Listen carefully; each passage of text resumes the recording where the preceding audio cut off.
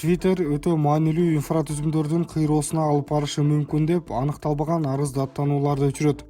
Анткени буга чейин Британиядагы жана башка Европалык өлкөлөрдөгү телефон станцияларына жана каражаттарына чабуул жасалган.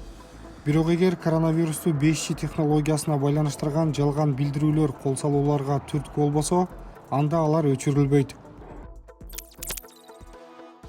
Дүйнө жүзүндө коронавирустан улам карантин жарыялангандыктан музыка индустриясы олуттуу зыянга учурады. Учурда музыка уктуруучу Spotify тиркемеси артисттерге көрмандарынан акча чогултуу үчүн атайын функция киргизди.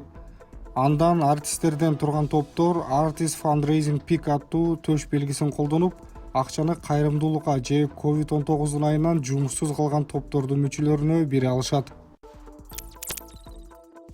Илон Маск SpaceX спутниктеринин жарыктары жерден жакшы көрүнбөш үчүн аларды оңдоп түзөөдөн өткөрүп жатканын айтат.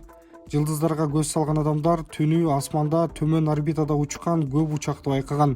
Илон Масктын компаниясы жакынкы күндөрү учурган 60 спутнигин кошуп, мейкиндикке миңдеген спутниктерди учурууну пландап жатат.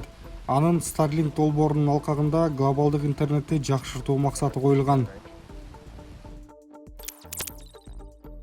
Берүүбүздүн аягында дүйнөдө жердин 50 жылдыгы белгиленди. Жыл сайын белгиленип келген айлана чөйрөнү коргоо күнү онлайн түрдө өткөн. NASA соңку 50 жыл мурунку жердин видеосун көрсөттү.